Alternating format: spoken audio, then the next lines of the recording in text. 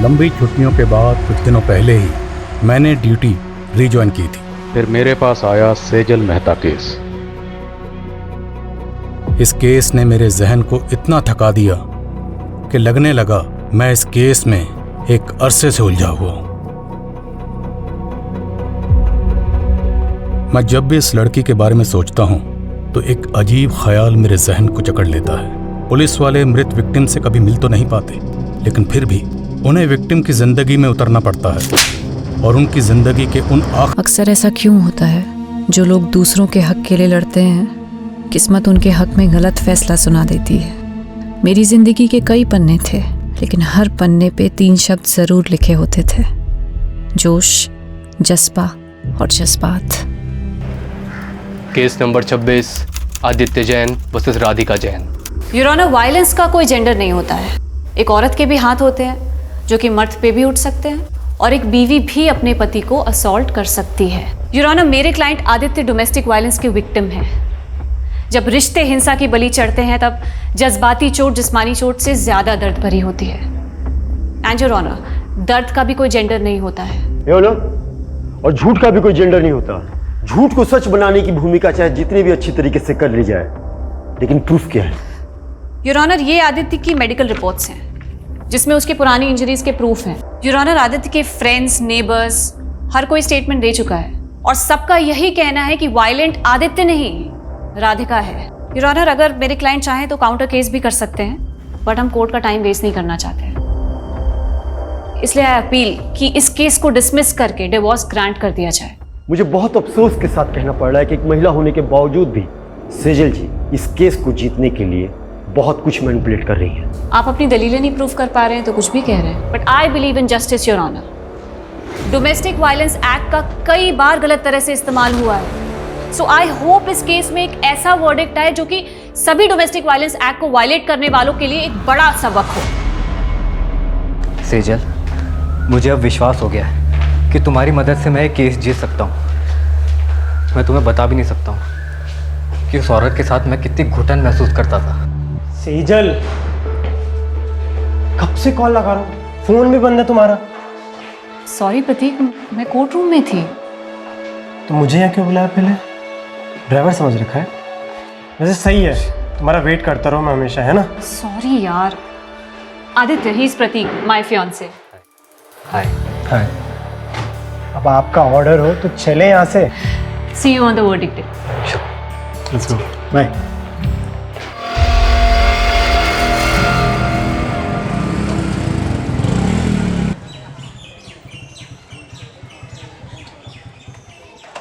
मैंने तुमसे कहा था ना, I was not prepared, और तुम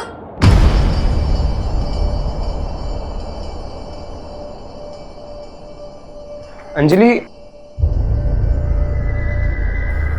क्या हुआ राघव? अंजलि रो क्यों रही थी? क्या किया तूने उसके साथ? क्या क्या मतलब? फ्रेंड्स हैं हम, हमारी भी पर्सनल बातें होती है। राघव, तू अभी इतना बड़ा भी नहीं हुआ है, और माँ की एब्सेंस में मैं तेरी बड़ी बहन ही नहीं, तेरी गार्जियन भी हूँ। क्या पका रही होती थी? ये क्या लैंग्वेज हुई राघव? हाँ, रुको, मैं अभी अंजलि से बात करती। उससे क्या बात करोगी आप? हाँ, तो एक बात बता, तू इतना डर क्यों रहा है? कहीं तूने उसके साथ कुछ ऐसा वैसा तो? इनफ दीदी, मैं आपको कभी पूछता हूँ क्या कि आप प्रतीक के साथ क्या क्या करती हो? हाँ, मेरी भी पर्सनल लाइफ है, सो प्लीज डोंट इंटरफियर। बहुत बदतमीज होता जा रहा है। सेजल, तुम ना छोटी सी बात को इधर का उधर ले जाती हो यार। तुम उसे शांति से समझाओगी ना तो आई थिंक वो समझ जाएगा। So just relax, okay? चल। बाहरी दुनिया से जूझना जितना मुश्किल होता है, उससे कहीं ज्यादा मुश्किल उन रिश्तों से जूझना होता है जिनके लिए हम जीते हैं। अपनों की हार के आगे बाहरी दुनिया की जीत भी फीकी लगती है। आदित्य जैन वर्सेस राधिका जैन। इस केस के फैक्ट्स, स्टेटमेंट्स और प्रूफ्स पे बारीकी से गौर करने के बाद ये कोर्ट आदित्य जैन को डोमेस्टिक वायलेंस के चार्जेस से बरी करती है।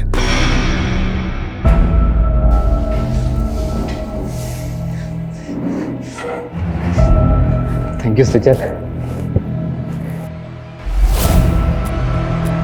You saved my life. तुम मेरे लिए फरिश्ता बन के आई हो।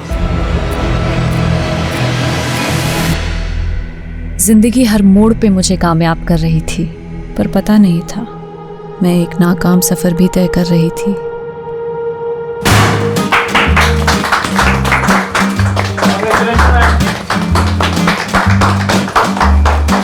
Many congratulation Sejal. मुझे पता था तुम ये केस जीत कर रहोगे। जिस डेडिकेशन, सिंसियरिटी और ईमानदारी से तुम काम कर रही हो, it's something to be appreciated. Thank you sir, लेकिन मुझे आपसे बहुत जरूरी बात। आज कोई काम की बात नहीं होगी। It's a celebration time. And listen guys, Sejal की जीत की खुशी में आज मैंने आप सब के लिए डिनर पार्टी अरेंज की है।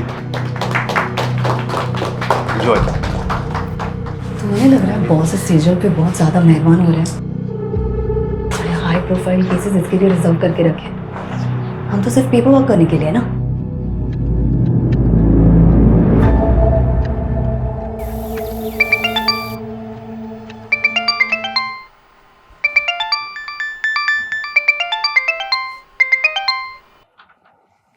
राघव, अखबार में सेजल और उसके केस के बारे में छपा हुआ है और उसने मुझे बताया भी नहीं। कहाँ है वो? दीदी सो रही होगी माँ, मुझे भी सोने दो। 8 बज रहे हैं राघव, उठ और सेजल से कह मुझे फोन करेगी। दीदी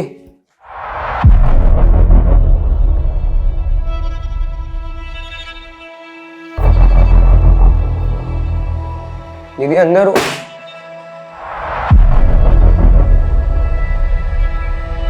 दीदी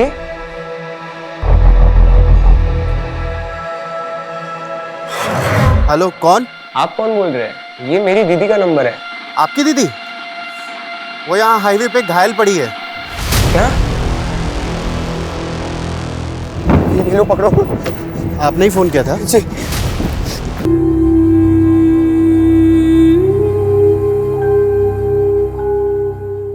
मुझे लगता है शायद दीदी के साथ रेप। क्या? मैंने उनसे काफी बार पूछा क्या हुआ दीदी, लेकिन उन्होंने कुछ बताया नहीं। पुलिस को बुलाना चाहिए। नहीं, मुझे सेजल से अकेले में बात कर लेने दे। तू बाहर जा।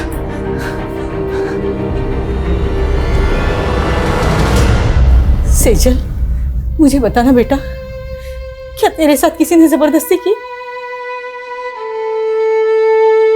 ठीक तो है ना? मुझे लगता कुछ तो हुआ है जो तुम मुझसे छुपा रहे हो। नहीं प्रतीक, ऐसा कुछ नहीं है। अगर सब कुछ ठीक है तो वो मेरा फोन क्यों नहीं उठा रही है? वो दीदी सो रही है, मैं कॉल करवाता हूँ।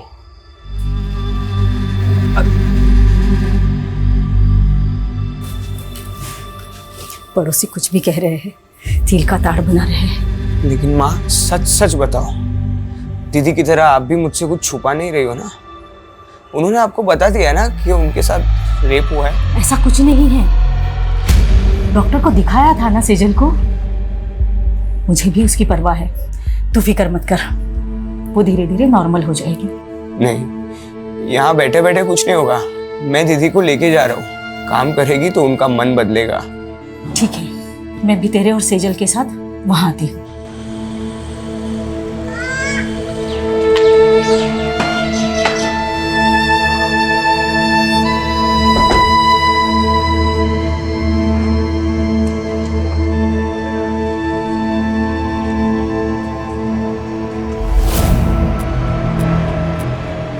क्या देख रही है? चल अंदर।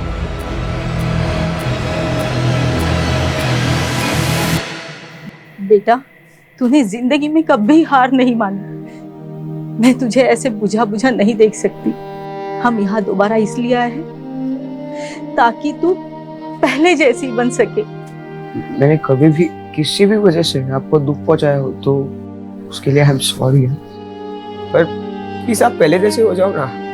आप है ना, अभी मुझे जितना भी डांटोगे ना, मैं सब सुन के लूंगा। जो बोलोगे वो मैं करूंगा दीदी, आपकी सारी डांट सुन के लूंगा। आप जहाँ बोलोगे हम वहां जाएंगे दीदी। तो प्लीज पहले जैसे बन जाओ। You are my strength.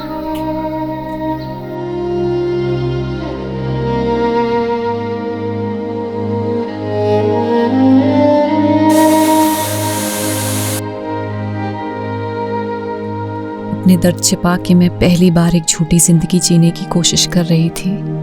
सच मुझसे नाराज था या मैं सच से नाराज थी?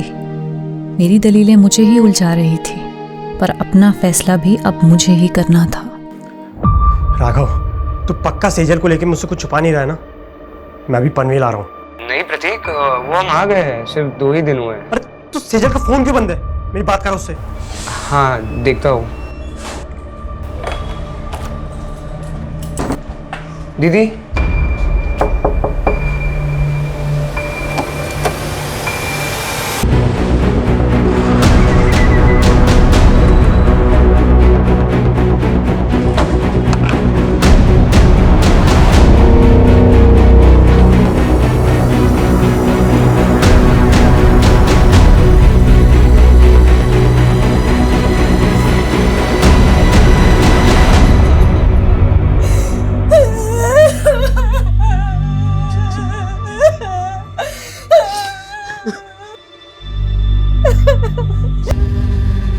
सर ये देखो।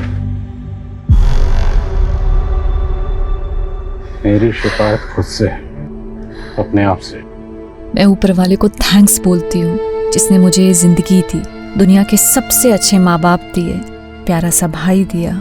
लेकिन मुझे नहीं मालूम था मेरी एक भूल मुझे उनसे इतना दूर कर देगी। मुझसे बहुत बड़ी भूल हो गई जिसकी सज़ा मैं अपने आप को दे रही हूँ। मुझे हमेशा अफसोस रहेगा कि मैं आपका साथ छोड़कर जा रही हूँ। आपकी सेजल।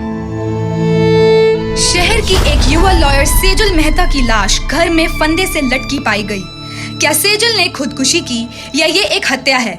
ये सवाल फिलहाल पूरा शहर पूछ रहा है।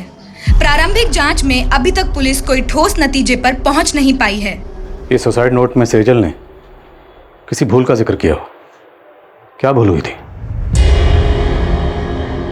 और उसके चेहरे पर चोट के निशान थे।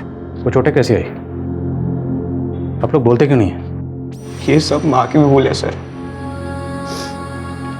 कैसी भूल? सर 15 दिन पहले होली की त्योहार की रात दीदी एक पार्टी में गई थी। वहाँ उनके साथ कुछ हुआ था सर। पूरी रात घर भी नहीं आई सर। मुझे लग रहा था उनके साथ रेप हुआ था। रेप?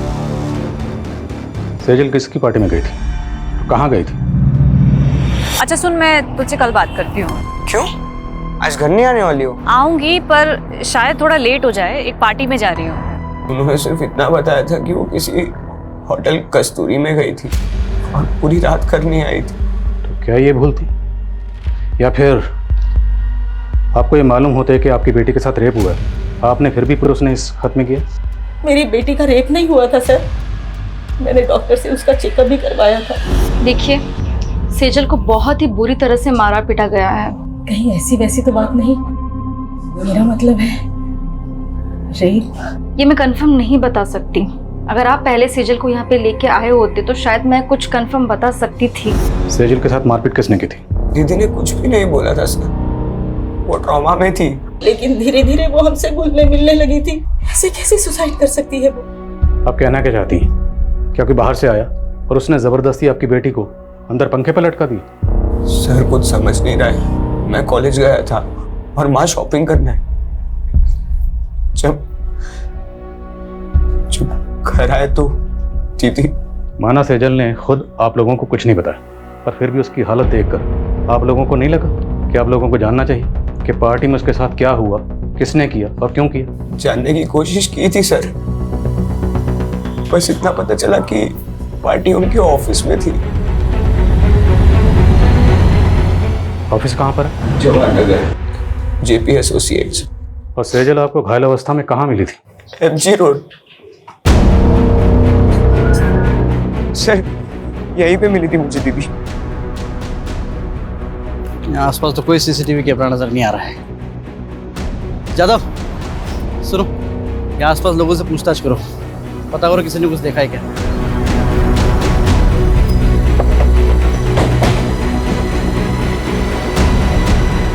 सेजल बहुत स्ट्रांग लड़की थी। मैं मान ही नहीं सकता कि वो सुसाइड करेगी।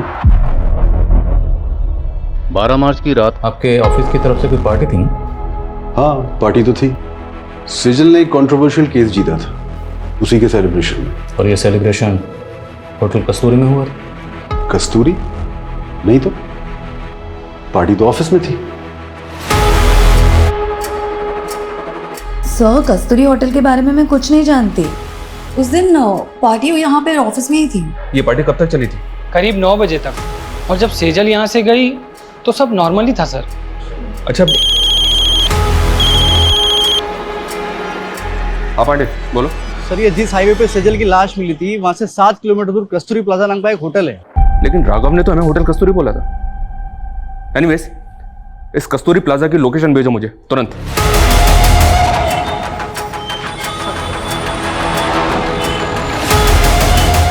नहीं सर, 12 मार्च को यहाँ कोई पार्टी नहीं थी। इस लड़की को आपने यहाँ देखा था? सर, यहाँ तो बहुत से लोग आते हैं, मुझे याद नहीं है। पांडे, 12 मार्च को यहाँ पे जितने भी गेस्ट आए थे सबकी लिस्ट चेक करो और यहाँ का सीसीटीवी फुटेज भी चेक करो।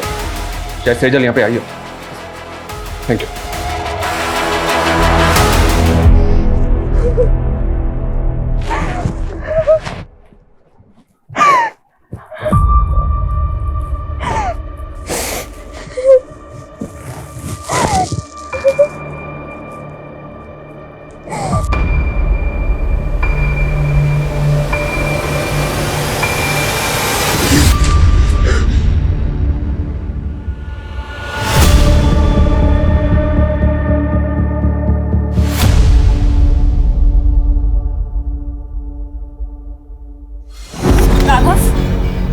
क्या है ये?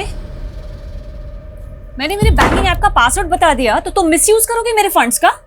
किससे पूछ के तूने 35,000 रुपए निकाले मेरे अकाउंट से? मैं आपको बताने ही वाला था। और क्या करेगा तू इतने बड़े अमाउंट का? बोल।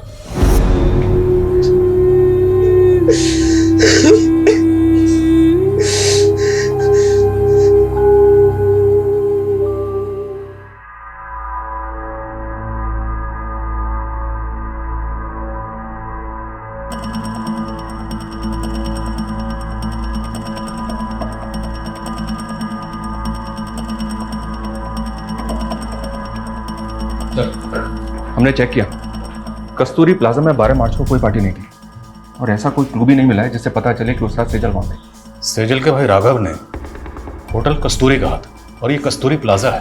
लेकिन सर, होटल कस्तूरी नाम से कोई होटल नहीं है उस एरिया में। पर पार्टी सेजल की ऑफिस में ही थी, ये तो पूरा स्टाफ कह रहा था। 12 मार्च की ऑफिस की फुटेज चेक करके देख रहे हैं सर, शायद कोई क्लू मिले जिससे पता चले कि उस रात सेजल के साथ हुआ क्या था। 12 मार्च के हादसे को फैमिली वजह मान रही है, जबकि हमें सेजल की लाश उसके 15 दिन बाद 27 मार्च को उसके घर पर ही मिली।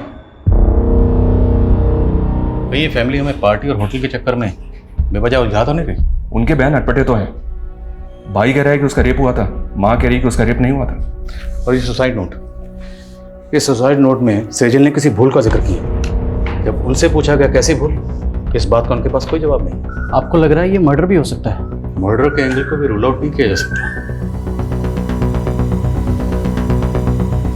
मर्डर या सुसाइड, 12 मार्च से लेकर 27 मार्च तक फैमिली की एक्टिविटी पता करो। 12 मार्च पे फोकस करो और पता करो कि 12 मार्च को सेजल ऑफिस के अलावा और कहाँ कहाँ गई थी। 13 मार्च से 24 मार्च के बीच ये फैमिली पनवेल में थी सर। तो पनवेल में अपने खबरियों को एक्टिव करो और पनवेल से लौटने के बाद 24 मार्च से लेकर 27 मार्च के बीच में फैमिली में क्या क्या हुआ सब पता करो। और जिस डॉक्टर ने सेजल को एग्जामिन किया था उससे मिलना पड़ेगा, और जिस लड़के से सेजल की मंगनी हुई थी उसे ही पूछताछ के लिए बुलाओ। मैंने 14 मार्च को सेजल का चेकअप किया था। उसके घाव 2-3 दिन पुराने थे, कहीं ब्लेड के कट्स तो कहीं खरोचे, जलने के बहुत निशाने थे। 6-7 जगह तो ब्लड क्लॉट्स हुए थे। ऐसा लग रहा था मानी जैसे कुछ बेल्ट की चीज़ें से मारा गया है। सेजल का रेप हुआ था नहीं? मैं इसको लेके श्योर नहीं हूँ। इनफैक्ट मैंने सेजल के मॉम को भी बोला था। आपकी सेजल से कुछ बात हुई थी?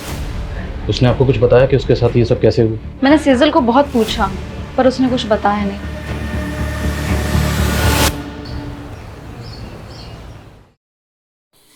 इतना दर्द सहने से तो ज्यादा अच्छा होता कि हम गांव ही भाग जाते। जब घर छोड़ के भागे थे तब क्या दर्द कम थे? जिस्म का दर्द तो फिर भी सहा जाता है बरखा, लेकिन दिल का दर्द सहना बहुत मुश्किल होता है। हाँ, जैसे यहाँ सब तेरे दिल की परवाह करते। अरे दर्द दबा के मुस्कुराना सीखा है और मेकअप लगा के जख्म छुपाना भी। जब तक जवानी है बिगुए ही आगे चल के उम्र ढलने के बाद काम आएगा, समझी?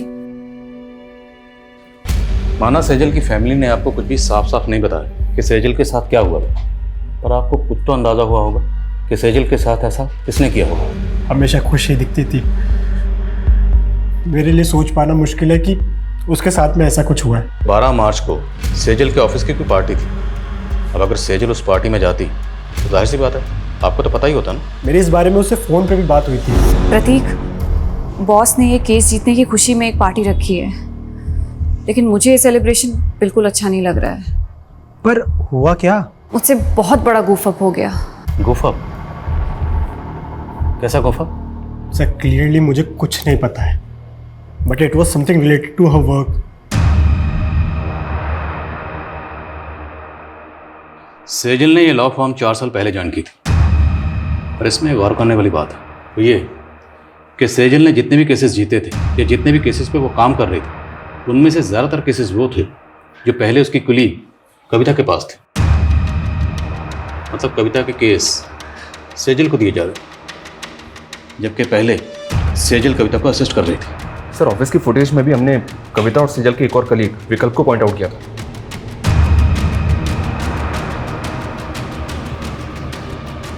ये देखिए सर, सेजल ऑफिस से आखिरी बार कविता और विकल्प के साथ जाती हुई दिख रही। सर सेजल के 12 मार्च के CDR के अकॉर्डिंग उसकी आखिरी 2 फ़ोन कॉल्स भी जानने जैसी हैं। सेजल ने रात को 8 बजे आदित्य जैन को कॉल किया था और फिर ठीक उसके बाद राधिका जैन ने सेजल को कॉल किया। आदित्य जैन सेजल का क्लाइंट था और राधिका आदित्य की बीवी। राधिका ने आदित्य पे डोमेस्टिक वायलेंस के चार्जेस लगाए थे, केस किया था और इसी केस को सेजल ने जीता था जिसकी खुशी में पार्टी हो रही थी। मुद्दा ये है कि सेजल का क्लाइंट था आदित्य जैन, फिर राधिका ने इसे कॉल क्यों किया? कहीं ऐसा तो नहीं कि राधिका से हार बर्दाश्त नहीं हुई और ऐसा पॉसिबल है सर। आदित्य और राधिका से मिलो और सेजल के ऑफिस में नए सिरे से पूछताछ करनी पड़ेगी। उस पार्टी वाली रात सेजल आप दोनों के साथ पार्टी से बाहर गए थे, कहाँ गए थे आप लोग? देखिए सर, हम सिर्फ उसके साथ ऑफिस से बाहर तक गए थे। बॉस को तुम पे कितना भी प्राउड हो, पर मेरा असली प्राउड तो तुम हो। मेरी छोटी सी असिस्टेंट ने इतनी तरक्की जो कर ली। तरक्की मैंने आपको छोड़ने के बाद ही की है। तो वो कहते हैं ना कि बरगद के नीचे कोई और वृक्ष नहीं पनप पाता, मैं भी नहीं पनप पाती। इसलिए विकल्प, थिंक अबाउट योर फ्यूचर। अच्छा, तो तुम शुरू से ही इतना बोलती हो? पर आज ना बहुत ज़्यादा मीठा बोल रही हो। Thank you ma'am for appreciating me. Excuse me. हम तभी वहाँ से चले गए थे। उसके बाद मैंने उसे एक लड़की के साथ जाते हुए देखा। लड़की? जी सर। कौन थी वो लड़की? I don't know her. Actually काफ़ी अंधेरा था तो मैंने उसे ठीक से देखा नहीं। ऑफिस के बाहर की 12 मार्च की CCTV फुटेज निकलवा। अगर ये लोग सच बोल रहे हैं तो पता तो चले सेजल उस रात किस लड़की के साथ गई थी। मैंने तुम्हें रोका था, लेकिन तुमने मेरी बात नहीं मानी और अब तुम्हारी वजह से अब मैं प्रेग्नेंट हूँ।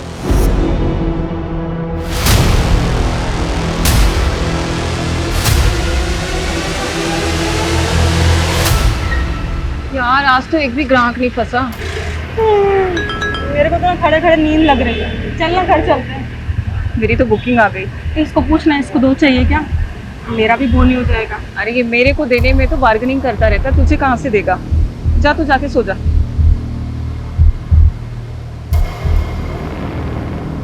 आदित्य से केस हार गई थी, वो भी सेजल की वजह से। तो फिर 12 मार्च की रात को आपने सेजल को किस इरादे से कॉल किया? नहीं सर, मैंने उसे कॉल नहीं किया था। मैंने उसके 5-6 मिस्ड कॉल देखे, तब जाकर मैंने उसे कॉल बैक किया था। तो बात क्या हुई थी आपकी उसके साथ? सेजल को गिल्ट हो रहा था। गिल्ट? अब क्या है सेजल? सॉरी राधिका, जिंदगी में पहली बार मैंने एक गलत इंसान का केस ले लिया। कहना क्या चाहती हो तुम? मुझे आदित्य की सच्चाई पता चल गई है। आई नो, आदित्य नहीं बल्कि तुम डोमेस्टिक वायलेंस का शिकार हुई हो। मैं खुद सेजल की बात सुनकर हैरान थी सर। ऊपर से वो बोल रही थी कि वो मेरे लिए आदित्य के खिलाफ लड़ेगी। हाँ बोलो। सर ये आदित्य के घर पे तो ताला है और मैंने पता किया ये 12 मार्च से ही गायब है और काफ़ी दिनों से इसका फ़ोन भी बंद आ रहा है। आदित्य का 12 मार्च से गायब होना और आदित्य की वाइफ राधिका का ये कहना कि सेजल को उसके लिए गिल्ट हो रहा था, मामला कुछ समझ में नहीं आ रहा। इस गिल्ट को क्या हम सुसाइड नोट में लिखी भूल से कनेक्ट कर सकते हैं? तो फिर सवाल ये है कि इस केस को जीतने के बाद 12 मार्च को जो पार्टी दी गई, सेजल उसमें शामिल थी। सेजल उस पार्टी में क्यों गई? राधिका की बात पर हम ऐसे ही यकीन नहीं कर सकते, हमें खुद क्रॉस चेक करना होगा। राइट सर, जिस औरत पर अपने पति को टॉर्चर करने का आरोप हो, वो सेजल से बदला लेने के लिए उसको भी तो टॉर्चर करवा सकती हैं। तो फिर आदित्य क्यों गायब है? सर शायद उसको भी राधिका नहीं गायब करवाओ, वो उसका राज जानता था। अब इस राज से पर्दा तभी उठ सकता है जब हमें पता हो कि आदित्य क्यों गायब हुआ और कैसे गायब हुआ। आदित्य की बैकग्राउंड खंगालो, और मुझे लगता है कि हमें इस बारे में सेजल के बॉस से बात करनी चाहिए। सर हमें सर सेजल की पोस्टमार्टम रिपोर्ट। पोस्टमार्टम रिपोर्ट के मुताबिक कॉज ऑफ डेथ स्ट्रैंगुलेशन, मतलब मौत दम घुटने से हुई। जिस्म पर चोटों के निशान थे, पर पोस्टमार्टम रिपोर्ट रेप कंफर्म नहीं करती। वो शायद इसलिए क्योंकि पोस्टमार्टम उसकी मौत के काफ़ी दिनों बाद किया गया। मुमकिन है कि रेप हुआ क्योंकि लड़की के साथ ज़बरदस्ती तो हुई थी। सर सुसाइड नोट से सीजर की हैंडराइटिंग मैच हो रही है, और हमारी पनवेल के खबरियों से इंफॉर्मेशन मिली है सर। कैसी इंफॉर्मेशन? पनवेल में सेजल के चाचा चाची रहते हैं। पिछले 7 सालों से दोनों परिवार के बीच कोई बातचीत नहीं है। दरअसल सेजल के पापा की दुकान थी जो सेजल के चाचा ने हड़प ली थी। शैलेंद्र, मेरे पति के गुजरते ही तूने अपने रंग दिखाने शुरू कर दिए। पहले उनका बैंक अकाउंट फ्रीज करवा दिया और अब उनकी दुकान हड़प ली। अरे मैं अपने बच्चों की देखभाल कैसे करूंगी? मैं हूं ना, खर्चा उठा लूंगा तुम सबका। वो दुकान मेरे पापा की थी चाचा जी, आप वहाँ सिर्फ नौकरी करते थे और ऐसे कह रहे जैसे हम पे एहसान कर रहे हैं। बस सेजल, भाभी समझाओ इसको। भैया के बाद कोई नहीं है मेरे अलावा तुमको पालने वाला। पाला मेरे पापा ने है आपको चाचा, अपनी दुकान में काम देके, और आप हमें पालोगे। शैलेंद्र, जबान को लगाम दो इसकी, नहीं तो हाथ पैर जबान सब काट के रख दूंगा। और भूता है ना तो आके हासिल कर लेना वो दुकान। शैलेंद्र ने हमें सताया तो बहुत था सर, और शैलेंद्र के उस थप्पड़ ने सेजल के अंदर बहुत बड़ा परिवर्तन ला दिया था। कैसा परिवर्तन? लॉ पढ़ रही थी सर। उन्होंने ठान लिया था कि चाचा से हमारा हक लेकर रहेगी। दिन रात उन्होंने पढ़ाई की और उसके साथ साथ पार्ट टाइम जॉब भी करती थी। चाचा के खिलाफ केस की पैरवी उन्होंने खुद की थी सर। उसने अपने जीवन की हर लड़ाई जीती थी सर।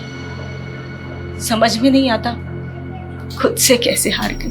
क्या लगता है आप लोगों को, क्या शैलेंद्र सेजल के साथ ऐसी ज्यादती कर सकता है? आप 7 साल पुरानी बातें कुरेद रहे हैं और इन बातों को हम कब का भूल चुके हैं। हमने हमेशा सेजल और राघव को अपने बच्चों की तरह माना था। विश्वासघात उन्होंने किया।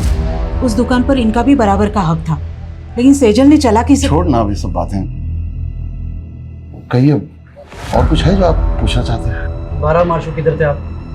यही पनवेल में। पनवेल में कहाँ पे? अपने घर पर ही था। आई डोंट बिलीव राधिका सच बोल रही।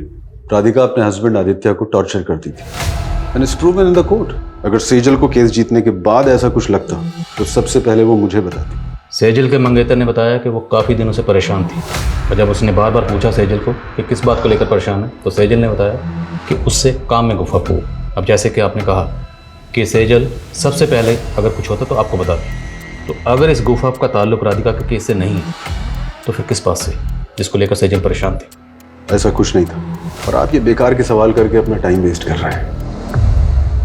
सर मैंने आदित्य के कुछ रिलेटिव से बात की, लेकिन किसी को नहीं पता कि आदित्य इस वक्त कहाँ पे। आदित्य मोती नगर की कंपनी में मैनेजिंग डायरेक्टर था।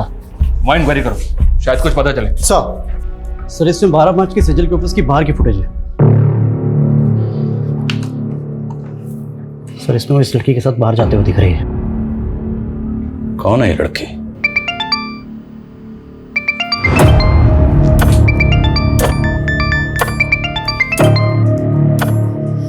हाँ बरखा बोल। सिमी, एक गाड़ी वाले ने मुझे बहुत टॉर्चर किया। मुझे पैसे भी नहीं दिए और मेरे सारे पैसे ले लिए। मेरे पास तो वापस आने के लिए भी पैसे नहीं है। तू घबरा मत बरखा, कहाँ है तू बता मुझे, मैं आती हूँ तुझे लेने।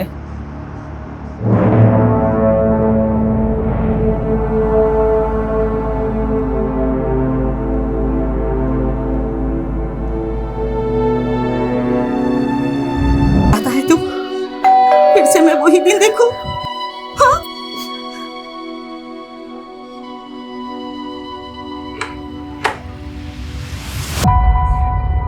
ऐसा करने से पहले तुमने एक बार भी अपनी माँ के बारे में नहीं सोचा? कहीं वजह तुम्हारी दोस्त अंजलि से तो नहीं जुड़ी? हाँ?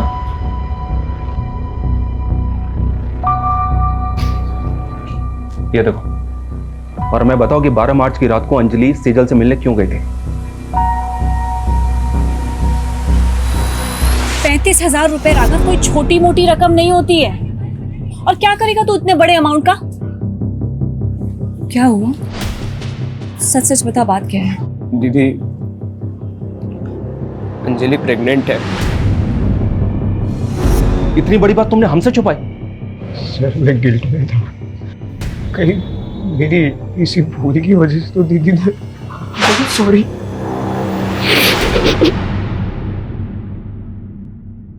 कोई प्रेग्नेंट नहीं थी तुम, ये सब ड्रामा है ना? प्रेग्नेंट हो तुम? कोई प्रूफ है? तुम दोनों ने मेरे भाई को बेवकूफ बनाया सिर्फ पैसे हटने के लिए। अब देखना, ऐसे चार्ज में तुम लोगों को अंदर करवाऊंगी ना कि कभी भूलोगे नहीं। 12 मार्च को सेजल को लेकर कहाँ गई थी? मैं तो बस माफी मांगने गई थी उनसे। तुम यहाँ क्या कर रही हो? मुझे माफ कर दो दीदी, प्लीज मेरे खिलाफ कोई केस मत फाइल करना। तुमने गुनाह किया है तो सजा तो तुम्हें दिलवा के रहूंगी मैं। नहीं दीदी प्लीज। वो वहाँ से चली गई थी, कहाँ गई वो मुझे नहीं मालूम है। तो हम मालूम कर लेंगे। जरा इन दोनों को मालूम पर घुमाओ। जी सर। माना तुमने हमसे पहले अंजलि की बात छुपाई, पर हमें अभी तक किसी भी होटल कस्तूरी का पता नहीं चला है। दीदी ने मुझे यही बोला था कि वो उस रात होटल कस्तूरी जा रही थी। अगर होटल कस्तूरी वाकई है तो कहीं तो होगा। हर छोटे मोटे होटल की लिस्टिंग करो और ढूंढो होटल कस्तूरी को। और सेजल अपने भाई राघव को एमजी रोड पर मिली थी। एमजी रोड से लेकर सेजल के ऑफिस तक जहां जहां सीसीटीवी है सबकी फुटेज निकलाओ, फुटेज स्कैन करो। सर,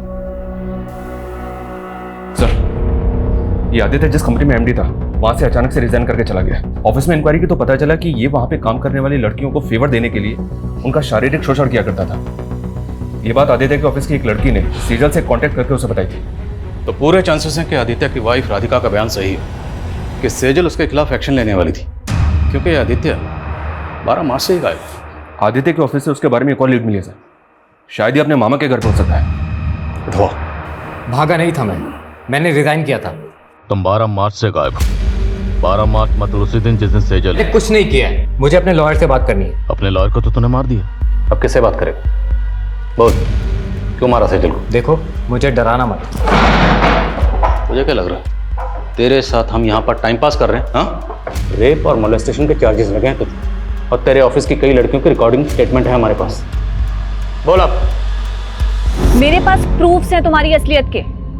मुझे तो खुद पे गुस्सा आ रहा है कि तुम्हारे जैसे सेक्स ऑफेंडर की पैरवी की मैंने। पर थैंक्स सेजल, तुम्हारी वजह से मैंने केस जीत लिया। मैं राधिका के साथ मिलकर काउंटर केस करूंगी तुम्हारे खिलाफ। कल ही वारंट निकल जाएगा तुम्हारा। मैं डर कर भागा जरूर था, लेकिन मैं सच बोल रहा हूँ, मैंने सेजल के साथ कुछ भी नहीं किया है। राइट सर, मैं पता करने की कोशिश कर रहा था।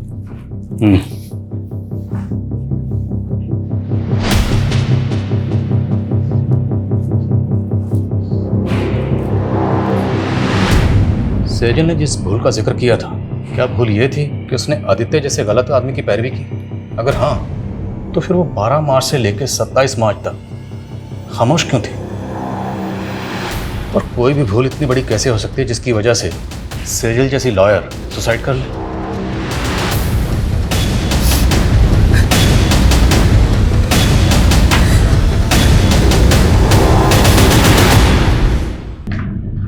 सर, सेजल ने 5 मार्च को कोर्ट में पिटीशन फाइल की थी, जिसमें उसने कोर्ट से अपील की थी कि 7 साल पहले उसके पिता की मौत हार्ट अटैक से नहीं बल्कि उनकी हत्या हुई थी। सर, पिटीशन तो अंडर कंसिडरेशन है, लेकिन सेजल को ये शक था कि उसके चाचा शैलेंद्र का हाथ इसमें था। लेकिन सेजल ने ये पिटीशन 7 साल बाद क्यों फाइल की? आखिर 7 साल बाद उसके हाथ में ऐसा क्या सुराग लगा हो? सेजल की माँ को भी इस बारे में कुछ नहीं पता, लेकिन सर वो हमें शैलेंद्र के बारे में भी कोई सबूत नहीं मिल रहा है। अगर सेजल की पिता की हत्या के पीछे वाकई उसके चाचा शैलेंद्र का हाथ था और उसके बावजूद वो 7 साल से बाहर है, तो मतलब प्लानिंग लंबी की होगी।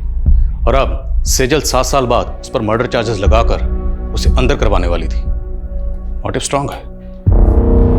इस शैलेंद्र के बारे में पता करो, उसकी हर एक हरकत पर नजर रखो। Okay sir.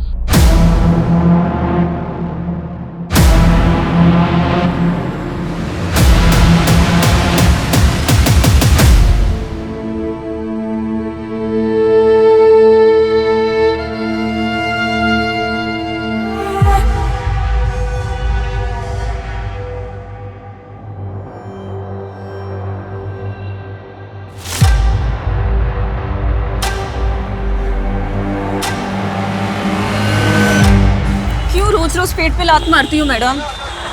बकबक बंद कर। क्या बकबक मैडम? जो मर्डर करके भाग जाते हो उनको तो आप पकड़ नहीं पाते हो और हमारे जैसों को दबोच लेते हो आप। क्या बोल रही है तू? किसका मर्डर? मेरी दोस्त का मर्डर 6 महीने पहले 12 मार्च को हाईवे रोड पे मेरी दोस्त को मार दिया गया था। उसकी सुनवाई हुई अभी तक? चल ठीक है गाड़ी में बैठ।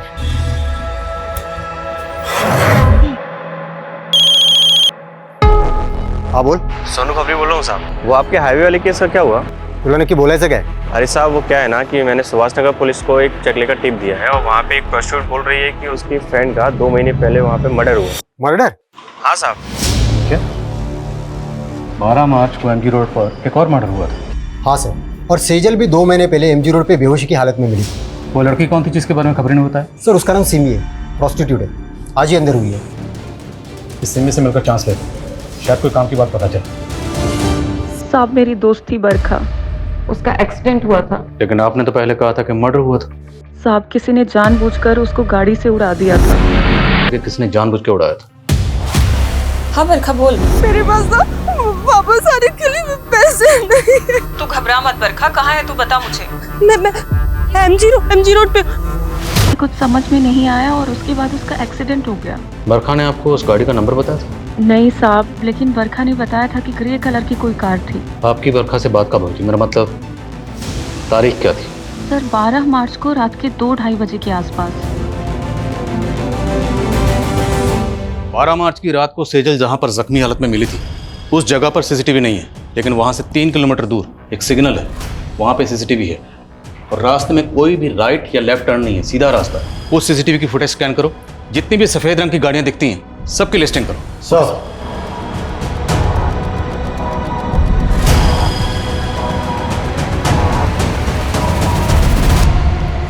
सर उस रात 2 बजे के बाद उस रास्ते से ये 7 ग्रे कारें गुजरी थी और ये इन 7 कारों के 7 ओनर्स हैं। इन ओनर्स की डिटेल्स निकाली तो पता चला कि इनमें से ये मनीष, इसका एक होटल है, होटल संतूरी। राघव ने कहा था कस्तूरी। होटल कस्तूरी में गई थी। संतूरी कस्तूरी। सर ये भी तो हो सकता है कि सुनने में फर्क आया।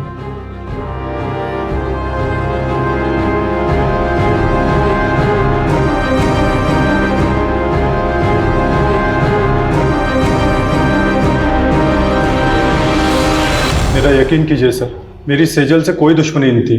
मैं तो बेकार में ही अपने दोस्त के लफड़े में फंस गया। कौन दोस्त?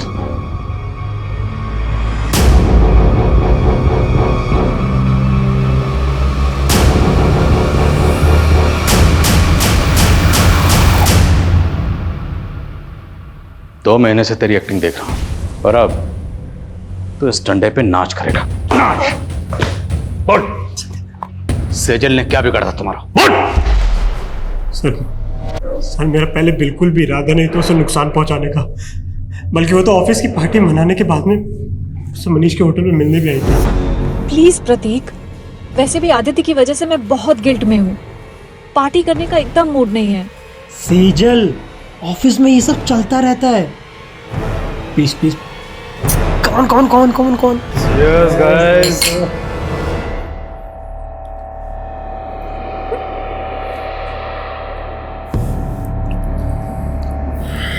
सेजल,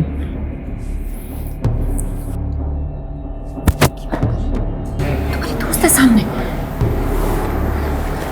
दोस्त पास में नहीं होते तब भी कौन सा तुम्हारे पास आने देती हो? तुम ना मेरे स्वाभिमान को बहुत हर्ट करते हो। चढ़ गई क्या तुम्हें?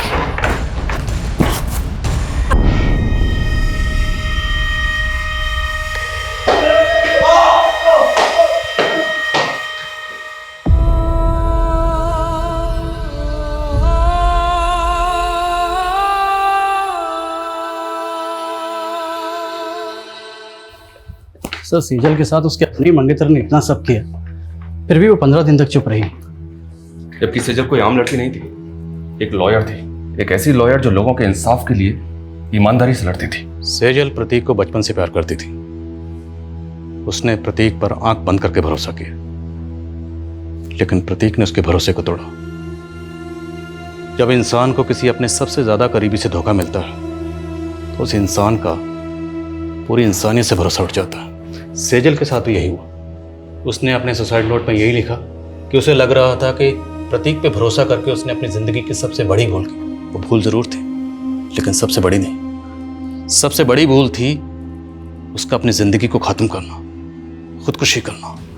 हम सब की ज़िंदगी में दुश्वारियाँ आती हैं, परेशानियाँ आती हैं, लेकिन उन परेशानियों से लड़ते हुए, दुश्वारियों से जूझते हुए, जद्दोजहद करते हुए ज़िंदगी में आगे बढ़ना होता है। इसी का नाम ज़िंदगी है। मौत किसी मसले का हल नहीं है।